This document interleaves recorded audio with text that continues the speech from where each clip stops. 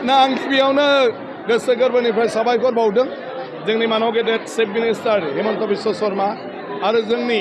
रायजिक माने आफादगिरि दिलीप शइकिया आरो जोंहा मानव गेदेर जयन्त मल्ल बरुवा बिथाङा दिनै बे बिटिसि एलेकाखौ नायदों खामानि मावदों आरो जोंनि माने सेन्ट्रेलनि आफादगिरि मानव गेदेर मुस्रि माने नाड्डा बिथां आरो जोंनि प्राइम मिनिस्टार नरेन्द्र मोदी मानव गेदेर बिथां अमित शाह नखर मन्त्रि बिथां आरो गासै जि दैदेनगिरिफोर बिथांमोन गासैखौबो आं गोसो गोरबोनिफ्राय साबायखर बावदों आङो मिजिं थिदों बिथांमोनहा जि मोनसे फोथायनाय आरो मिजिंजों तामुलपुर बियाबाव दिनैहाय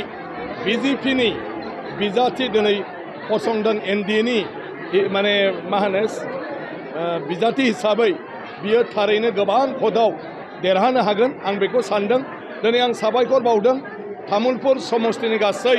बिजेपिनि दैदेनगिरि आरो मावथि बिथांमोनखौ जे बिथांमोना आंखौ दिनै सासे बिजेपिनि बिजाथि हिसाबै आंखौ बरायनानै दिनै पार्टी अफिसाव लाबोबाय दिनैनिफ्राय आङो पार्टीनि जानानै खामानि मावगोन आं सानो बिजेपिनि बे गासै गोहोगोरा जि मावथिफोर बिथांमोन आरो बिपिएफनि गासै गोहोगोरा दैदेनगिरि आरो मावथिफ्रा जयैनो खामानि मावोब्ला आं सानो जे तामुलपुराव गोबां भटजों जोङो देरहासार जानो हागोन आरो आसामाव एनडिएनि सरकारखौ जोङो गोरलैयैनो दानो हागोन आं सानो दिनैनि दिनाव रायजो राजाया जौगाखांनायखौ लुबैयो आरो जौगाखांनायखौ मावनांगौब्ला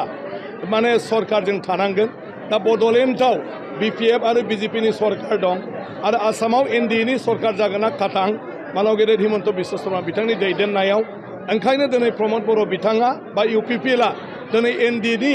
माने एगेन्स्टआव गसंदों गतिके एनडिएनि एगेन्स्टआव गसंनाय बिजाथिनि फारसे आं सानो रायजो राजाया बारा मिजिं थानाय नङा आगोलनि प्रमद बर' बिथांनि बाथ्राया बेलेगमोन नाथाय आथिखालाव प्रमद बर' बिथाङा सरकारनि हान्जानि हेंथायै गसंनाय जादों आरो ओंखायनो रायजो राजाया जौगाखांनायखौसो लुबैयो गतिके जौगाखांनायखौ लुबैयोब्ला जोङो सरकारजों थानानै सरकारनि बायदिसिना बिखान्थिनि गेजेरजों बायदिसिना स्किमफोर माखासे प्रजेक्टफोर बेखौ जों तामुलपुर जायगायाव मावनो हानांगोन ओंखायनो आं सानो बे नोजोरजों तामुलपुरनि रायजो राजाया नायगोन